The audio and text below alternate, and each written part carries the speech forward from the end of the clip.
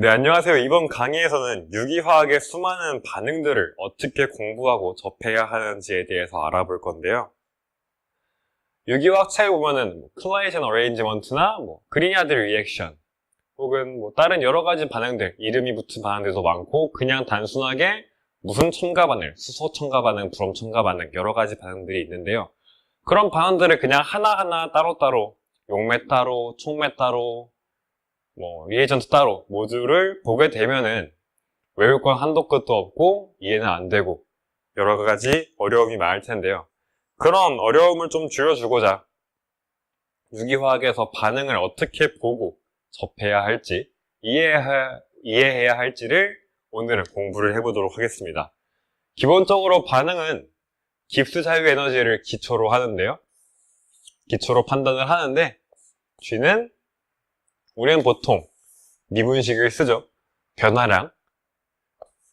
깁스 자유에너지의 변화량은 엔탈피의 변화에서 온도와 엔트로피의 변화를 뺀 식으로 정의를 하고, 만약에 저 델타 G가 0보다 작을 경우, 음수일 경우에는 반응이 자발적으로 일어난다.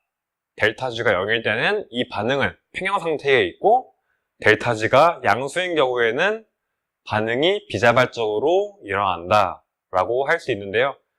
요즘에는 고등학교 화학으로 범위가 내려가서 고등학생들도 알고 있을 텐데 델타 H가 0보다 크고 델타 S가 0보다 크면은 얘가 양수니까 양수 빼기 양수가 되면서 어떻게 될지 잘 모르게 됩니다. 따라서 T가 엄청 크거나 델타 S가 엄청 크게 되면은 이 반응은 잘 일어날 것이고, 아니라면은 애매한 곳에 있겠죠? 또 델타 H가 음수인데 델타 S가 양수면은 음수 빼기 양수 곱하기 양수니까 곧 음수 빼기 음수가 되겠죠? 델타 G는 항상 음수니까 이런 경우에는 반응이 자발적으로 일어나고, 델타 H가 양수, 음수일 때 모두 그런 식으로 판단을 한다고 모두 배웠을 겁니다. 그럼 여기서 우리가 유기화학에서 어떤 걸 봐야 하나 보니까 보통 이 델타 H, 엔탈피 변화는 결합 에너지를 보게 됩니다. 예를 들어서 왼쪽 표를 보면은 수소의 본드, 결합은 432kJ/몰이고요.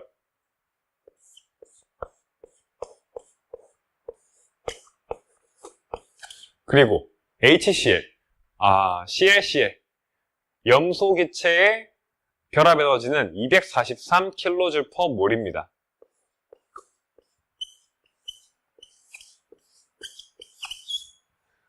이렇게 두 개가 있고 이 두 개를 보니까 반응을 할 게 HCl이 만들어지는 것밖에 없겠죠?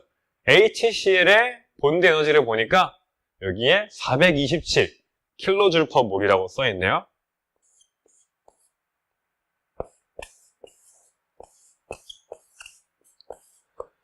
그러면은 이 HH 결합이 끊기고 ClCl 결합이 끊긴 다음에 HCl 결합이 생기는 게 이득이 되는가를 보면 되겠습니다. HH는 432, 얘랑은 243, 즉 675만큼의 에너지가 필요로 하고요. HCl은 대신 두 분자가 만들어지니까 854만큼의 결합 에너지가 생기게 됩니다. 즉 얘가 훨씬 안정하죠? 얘는 675면 다 끊을 수 있는데 얘는 854를 줘야 두 분자가 끊어지니까 훨씬 안정한 게 됩니다. 따라서 이 반응은 델타 H가 음수인 반응으로 발열 반응이 되겠죠? 하지만 두 분자가 반응해서 HL 두 분자가 나오니까 델타 S에는 크게 영향을 주지 않습니다. 이런 식으로 결합 에너지를 보고 보통 판단을 하고요. 다음으로 엔트로피는 우리가 크게 두 가지 정도 신경을 써볼 수 있는데요. 예를 들어서 기체 분자 간의 반응이라면 방금과 같이 H2와 Cl2가 하나씩 반응을 해서 두 분자의 HCl이 나왔다면 하나하나 곧 두 개니까 기체 분자수의 변화가 없습니다. 따라서 델타 S, 무질서도의 변화는 0이 되겠죠? 물론 정확히 0은 아니지만 두 분자가 반응해서 두 분자가 생기는 데 대해서 크게 무질서도에 영향력이 없으므로 보통 이런 반응 같은 경우에는 델타 H의 경향성을 따르게 되고요. 만약에 수소와 질소가 만나서 NH3를 만드는데 세 분자, 두 분자 이렇게 되면은 네 분자가 만나서 두 분자가 됐으니까 분자수가 절반으로 줄었네요. 그렇다는 거는 무질서도라는 거는 분자가 많으면 많을수록 더 클 텐데 얘는 오히려 4개가 만나서 2개밖에 안 남았으니까 무질서도가 감소했겠죠. 즉 양수 곱하기 음수가 되면서 앞에 마이너스랑 해서 전체적으로 양수가 되고 그건 곧 델타 G를 플러스 쪽으로 가깝게 만든 요인이니까 반응은 델타 H가 음수고 좀 낮아져야 얘가 양수가 되는 것보다 낮아져야 이 반응이 자발적으로 일어나게 되는 거죠. 그리고 반대 같은 경우에는 이번에 암모니아가 분해가 돼서 3개의 수소기체와 2개의 질소기체, 하나의 질소기체가 만들어진다 하면은 2개가 없어져서 4개가 생겼으니까 이번에는 반대로 엔트로피가 증가하는 반응이겠죠? 이렇게 기체는 간단하게 분자수를 봐도 엔트로피의 변화를 예측을 할 수 있고요. 물론 정량적인 방법은 아니고 정량적인 방법은 아닙니다. 그리고 또 하나가 있는데 이런 반응 같은 경우에는 델타 S가 되게 압도적으로 크니까 이 보통 반응이 잘 가는데 어떤 반응이냐면 기체 발생 반응입니다. 용액 안에 과산화수소를 넣고 이산화망간을 넣게 되면은 부글부글 끓으면서 기체가 발생하게 되죠. 이렇게 기체가 발생하는 게 왜 엔트로피 변화가 압도적이냐면은 액체로 존재하는 물 분자라고 생각을 해봅시다. 물 분자가 기체 상태가 되면은 이 물 분자가 존재하는 공간이 액체 상태일 때보다 거의 1000배에 가깝게 되면서 훨씬 차지하는 공간이 커지고 그렇기 때문에 또한 고체 액체는 분자 자체의 운동성의 차이가 크게 없지만 에너지의 차이가 크게 없지만 기체 상태의 경우에는 에너지가 커지게 되면서 빠르게 움직이고 공간도 넓어지니까 당연히 무질서도가 훨씬 커지겠죠. 그래서 기체 발생 반응 같은 경우에는 거의 다 잘 간다고 보시면 됩니다. 최소한 기체 발생 반응이 잘 갈 거다. 이 반응은 기체가 발생하니까 잘 가겠네 정도라고 판단을 할 수 있는 근거가 될 수 있는 거죠.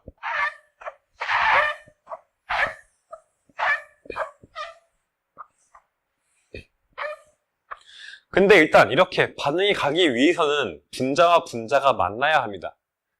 여기 있던 분자랑 여기 있던 분자랑 적당한 에너지를 가지고 적당한 방향에서 부딪혀야 우리가 알고 있는 반응이 일어날 텐데 이런 반응이 지금은 수소, 염소 원자로 이루어진 반응은 굉장히 쉽겠죠?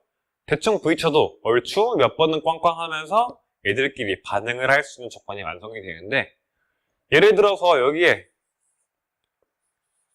이런 벌키한 게 붙어있다고 생각을 해보면은 얘가 아래서도 오고 위에서도 오고 옆에서도 오고 할 텐데 얘가 1로만 들어가야 한다면은 원래 그냥 단순한 거보다 훨씬 들어가기 힘들겠죠. 이런 거를 스테릭 힌더런스라고 하는데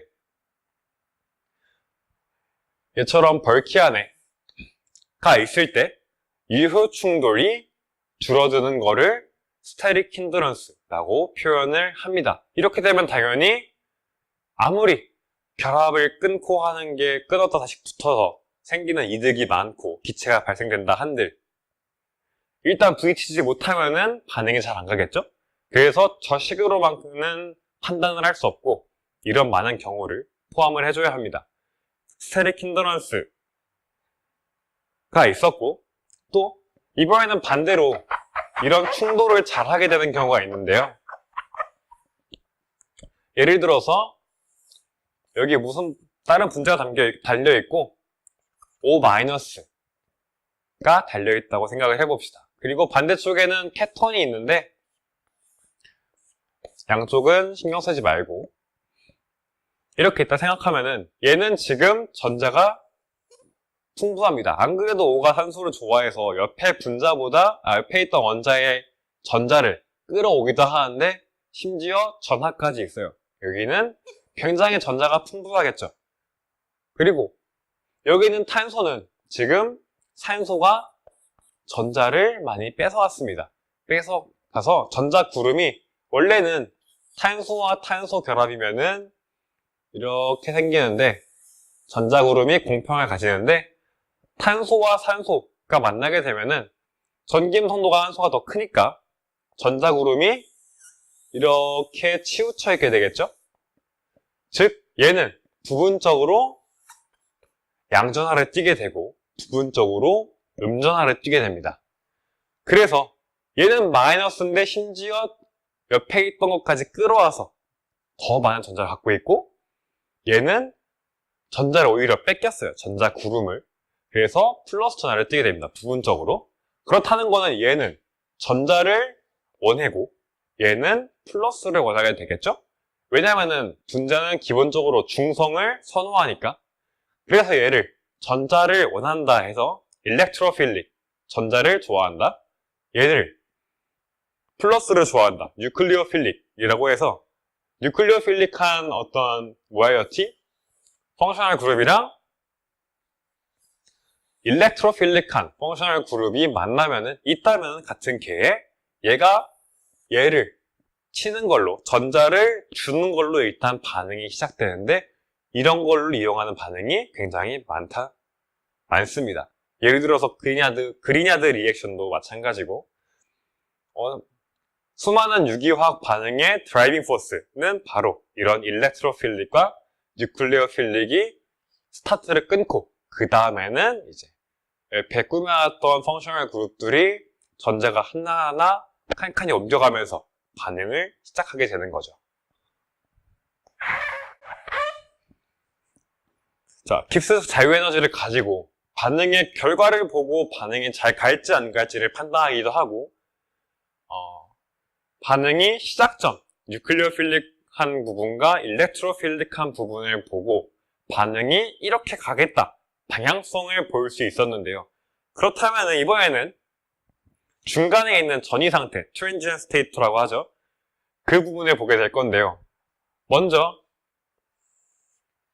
이 에너지 준위가 반응물이라고 생각을 하면은 이런 식으로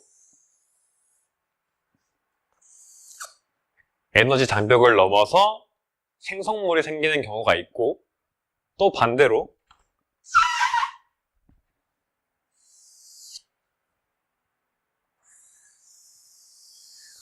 조금 덜 높은 장벽을 넘어서 왼쪽으로 가는 경우가 있을 텐데요.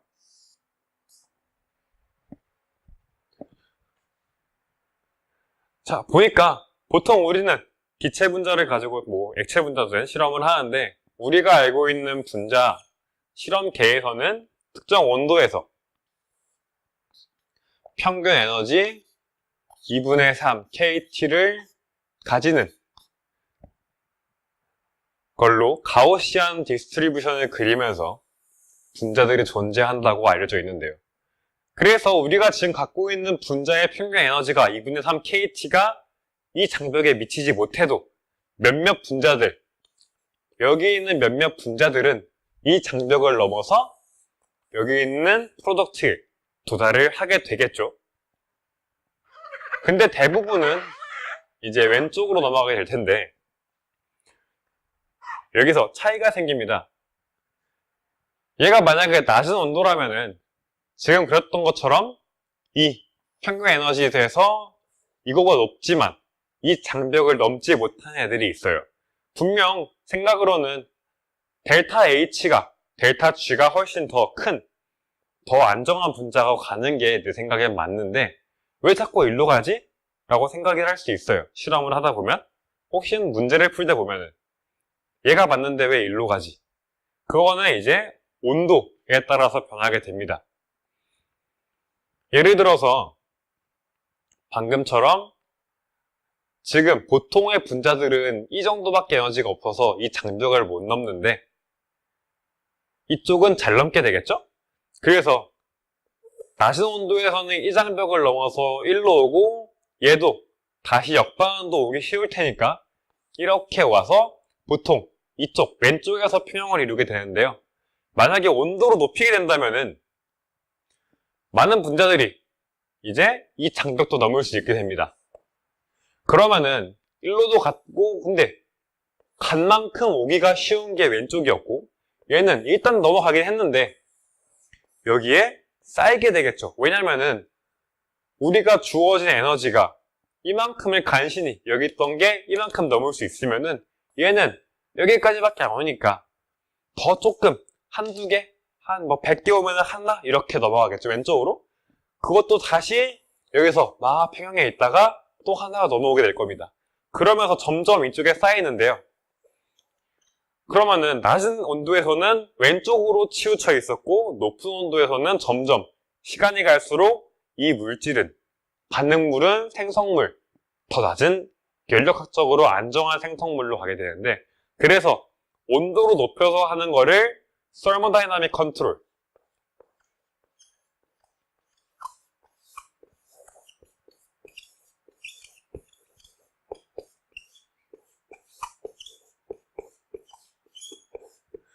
낮은 온도에서 에너지 장벽이 낮은 가기 쉬운 반응을 보내는 이런 방법을 키네틱 컨트롤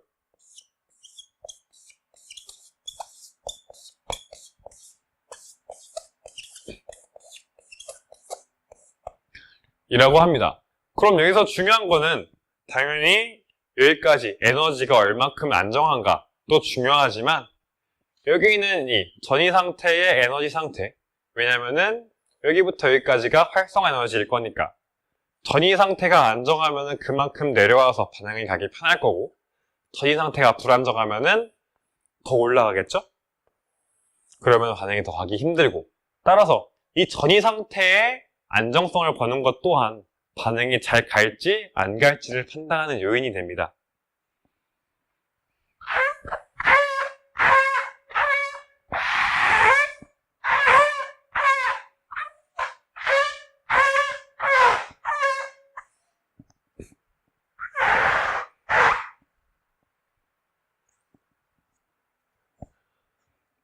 전이 상태는 보통 뭔가 하나가 떨어져 나가고 다른 하나가 들어오기 시작하는 부분을 말하는데요.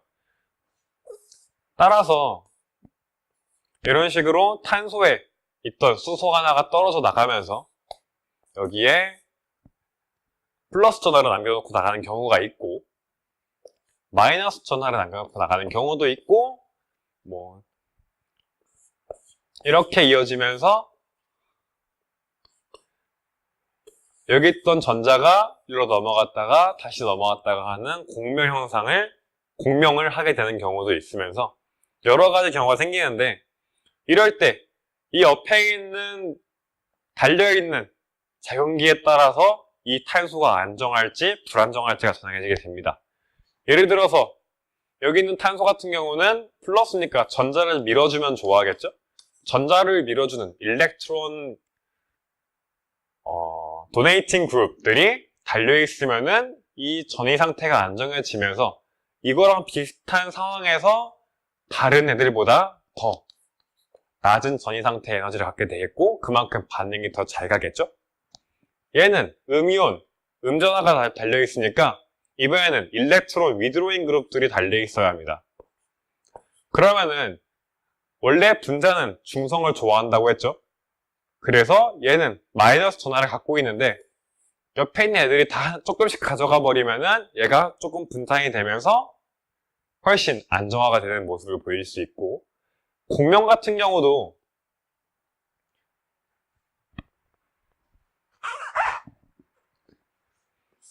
이렇게 있다가 이런 식으로 왔다 갔다 하는데 여기 또 플러스 전하가 있었고 오른쪽에도 플러스 전하가 있고 가운데 전자가 여기도 있다가 여기 이중결합 옮겼다가 하면서 이 플러스 전하를 한쪽에 몰려있는 게 아니고 두 가지로 나눠줍니다. 공명현상이라는 게 그림으로 보면은 이렇게 있다가 이렇게 있다가 이렇게 있다가 이렇게 있다가 계속 왔다 갔다 하는 것 같은데 과학적으로 사실은 얘랑 얘랑 동시에 존재를 합니다. 그러면서 지금 같은 경우는 특별히 다른 게 없으니까 50대 50으로 존재하니까 얘가 대충 2분의 1 플러스만큼의 영향을 갖고 있고 얘가 2분의 1 플러스만큼의 영향을 갖고 있는 거죠. 우리가 배운 걸로는 벤젠이 있는데 벤젠이 공명을 하면서 우리 쉽게 이렇게 그리죠? 이렇게 그린다고 해서 이 결합 길이가 이중결합이었다가 단일결합이었다가 왔다 갔다 하는 게 아니고 전부 다 모두 동일하게 이중결합과 단일결합 사이에 적당한 평균값 정도로 결합 길이가 일정하다는 걸 알고 있는데요. 그게 바로 이것 때문입니다.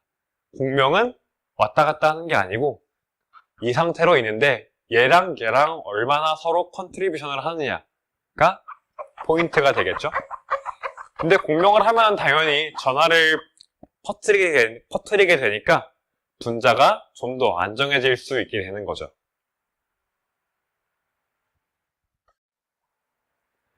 옆에를 보면은 이렇게 탄소 4개가 이어져 있고 이중결합, 단일결합, 이중결합이 이어져 있는 분자가 있는데 여기에 HBr을 첨가를 할 거예요. 근데 보니까 낮은 온도에서는 왼쪽 게 더 많이 생기는데 높은 온도에서는 오른쪽 게 더 많이 생기네요. 왜 그런가 봤더니 아까 우리가 봤던 이게 생각이 나죠. 낮은 온도, 즉 키네틱 컨트롤러는 에너지 장벽이 낮은 곳으로 쑥 가고 높은 곳은 못 가니까 계속 이쪽에 있는데 결과적으로 에너지 준위가 생성물 쪽이 낮으니까 이쪽에 점점 쌓이게 될 거예요. 근데 높은 온도에서는 오른쪽으로 넘어갈 수 있는 게 생기면서 넘어가는데 넘어가는 족족 거의 넘어오지를 못해요, 얘들은. 그러니까 높은 온도에서는 오른쪽으로 쌓이게 되는 거죠. 보면은 제가 어떻게 되느냐, 이걸 판단하기 위해서 우리는 이 트랜지션 스테이트를 볼 거예요. 지금 보니까 이런 게 있고 여기에 HBr이 들어갈 건데 반응이 어떻게 시작이 되냐면 먼저 이 H가 여기 있는 이중결합을 치게 됩니다. 여기 탄소 이중결합도 좋은 뉴클리오 필릭 펑셔널 그룹으로서 H를 가져올 수가 있습니다. 그럼 지금 들어갈 수 있는 데가 여기인데 어차피 얘랑 얘랑은 대칭이니까 똑같고 얘랑 얘랑 대칭이니까 똑같으니까 우리는 얘랑 얘만 봐봅시다.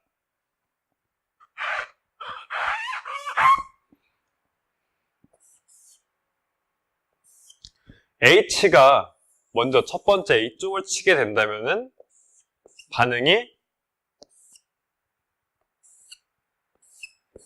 이렇게 되고 여기 있던 이중결합이 H가 전자를 가져감으로써 H 플러스가 전자를 가져감으로써 이쪽엔 당연히 플러스 차지를 하나 띄게 되겠죠?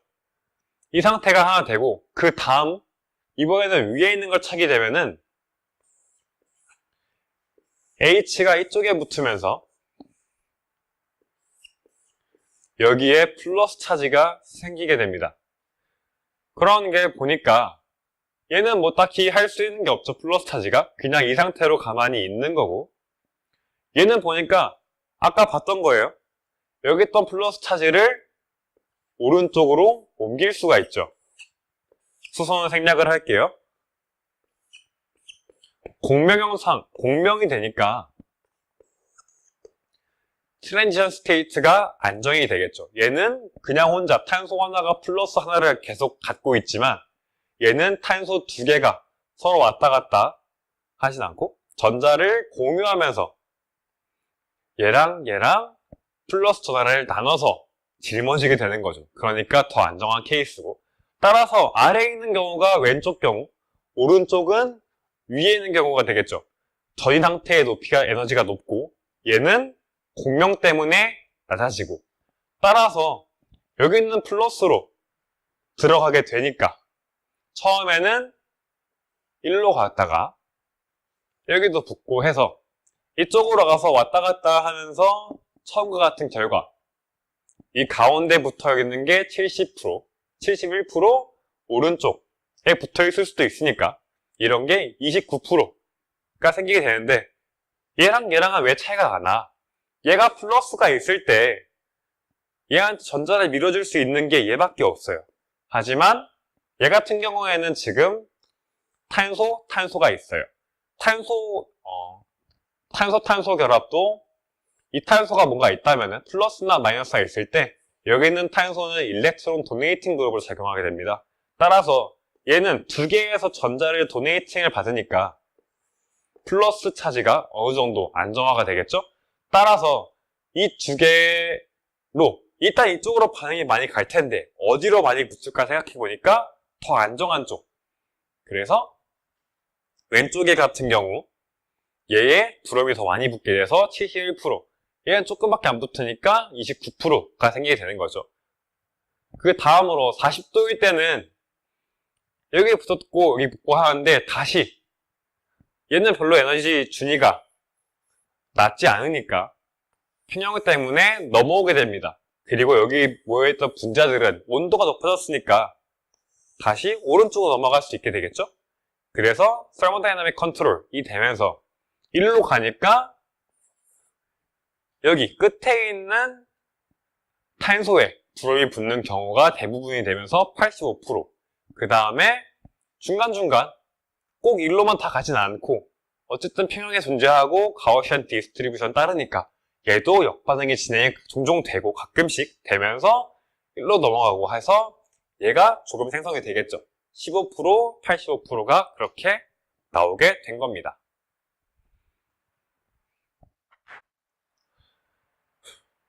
다음으로 공명에 대해서 좀 더 알아볼 텐데요. 이번에는 생성물을 보고도 우리가 판단할 수 있는 게 있습니다. 가장 기본적으로 우리가 볼 수 있는 게 A, B, C 중에 하나는 그냥 OH 페놀기만 있고 페놀만 있는 거고 다음 거는 NO2가 달려있고, 근데 둘이 있는 위치가 다르죠. 셋 중에 어떤 게 가장 이온화가 잘 될까를 보는 겁니다. 이온화가 잘 될까라는 거는 이온 상태가 안정하다라는 말이겠죠? 그래서 지금 같은 경우 A는 H 플러스가 빼지면서 벤젠고리 위에 O-가 하나 붙어있고, B 같은 경우도 마찬가지로 다른 데서 H가 떨어질 곳이 없으니까 얘가 가장 잘 떨어지니까 H가 떨어진 다음에 O-가 있겠고, 마찬가지로 얘도 이렇게 있는데 이 세 개의 이온 중에 어느 게 가장 안정할지를 보는 겁니다. 먼저 그러면은 A가 갖고 있는 걸 보니까 벤젠고리 안에서 일단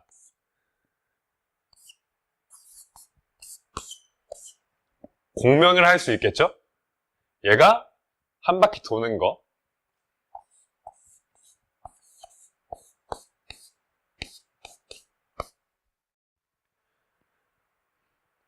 첫 번째 페놀의 이온 같은 경우에는 이렇게 5가지의 공명 구조를 가질 수 있는데요. 가장 처음에 있던 페놀 이온, 그 다음에 벤젠링 안에서 전자가 한 칸씩 밀려간 형태의 공명 구조, 그 다음은 O의 마이너스에 있던 전자가 내려오면서 여기 있던 이중결합을 산소로 보내버립니다. 그래서 여기가 음전하에 띄게 되는 경우고, 다시 얘가 다음 탄소를 치면서 여기 있던 이중결합이 중에 하나가 또 올라오고, 이 전자가 또 1로 치면서 여기 있던 게 다시 1로 오게 되겠죠? 그래서 지금 총 3군데에 음전화가 몰려있게 되는데요. 이게 그냥 페놀의 경우고, 여기서 B를 보게 되면은 지금 파라 위치에 NO2가 달려있죠? 그렇다는 거는 NO2가 여기 달려있을 수 있다는 건데, NO2는 딱 봐도 전기음 선도가 높은 원자들로 이루어져 있으니까 전하를 끌어당기겠죠. 그러니까 지금 현재 음전하가 있는 얘도 마찬가지로 이렇게 공명구조를 가릴 텐데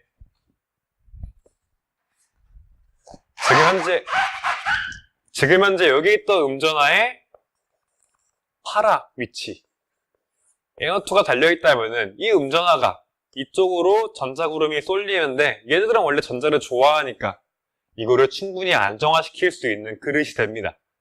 그래서 이 공명구조가 더 안정해지면서 같은 공명구조 개수라도 얘가 안정하니까 적어도 B이온은 A보다 안정할 것이다 라고 판단을 할 수 있고요. 다음에 메타 위치에 NO2가 있는 경우가 있는데 메타 위치에는 얘랑 얘 사이니까 이렇게 있는데 지금 음전하가 집중된 것을 보면은 여기죠. 근데 NO2는 뜬금없이 여기 달려있어요. 즉 얘처럼 직접적으로 음전하를 짊어지진 않지만 얘가 한 자리 건너 있는 데까지는 조금의 영향을 미치긴 합니다. 그래서 여기가 음전하, 여기도 음전하가 어느 정도 밀집이 되어 있는데 얘가 워낙 일렉트론을 좋아하다 보니까 전자를 좋아하다 보니까 얘한테 조금 뺏어올 거고 그럼 얘는 또 부분적으로 델타 플러스를 뜨게 되니까 여기 있던 음전하랑 여기 있던 음전하를 조금씩 가져오게 됩니다. 즉 어느 정도 안정화를 시키는데 기여를 한다는 뜻이죠. 하지만 정확하게 음전하가 있는 자리에 딱 가서 그 음전하를 안정화시키는 NO2만큼은 안정화시킬 수가 없기 때문에 얘는 일반 페놀 이온보다 안정하지만 얘가 파라 위치에 있을 때보다는 불안정하다. 그래서 얘가 제일 안정하고 얘가 그 다음으로 안정하고 그 다음으로 얘가 안정한 BCA 순서가 되는 거죠. 이런 식으로 똑같이 공명구조여도 전자가 어디에 밀집되어 있느냐를 보고 그거를 안정화시킬 수 있느냐 혹은 얘를 오히려 불안정하게 할 수도 있습니다. 아까 말했듯이 메틸기는 일렉트론 도네이팅 그룹이니까 여기에 NO2 대신 메틸 그룹이 달려있었으면 오히려 이 전자를 방해하게 되겠죠.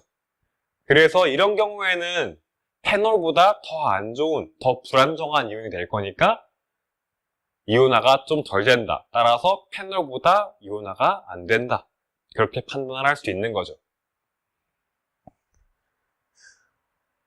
네, 이런 식으로 분자가 어떻게 만나서 스테릭 힌더런스가 있는지 없는지 드라이빙 포스로서 기체가 발생을 하나 더 많은 분자가 생성이 되는가 혹은 뉴클리오필릭한 게 있고 일렉트로필릭한 게 있어서 서로 정전기적 인력에 의해서 더 잘 유효 충돌이 일어나는가 그리고 트랜지션 스테이트에서 어떤 공명 구조를 가지며 그게 또 얼마나 안정화효과가 있는지를 판단을 해야 반응이 어떻게 이게 왜 진행이 되고 어느 부분이 중요한지 이게 시작점이 중요한 건지 중간에 갑자기 새롭게 등장하는 아이디어가 중요한 건지를 판단할 수 있게 되면서 유기화학을 단순히 외우는 반응의 공부가 아니고 정말 이 반응들을 하나하나 탐구하면서 이해할 수 있는 공부를 할 수 있게 됩니다. 이상입니다.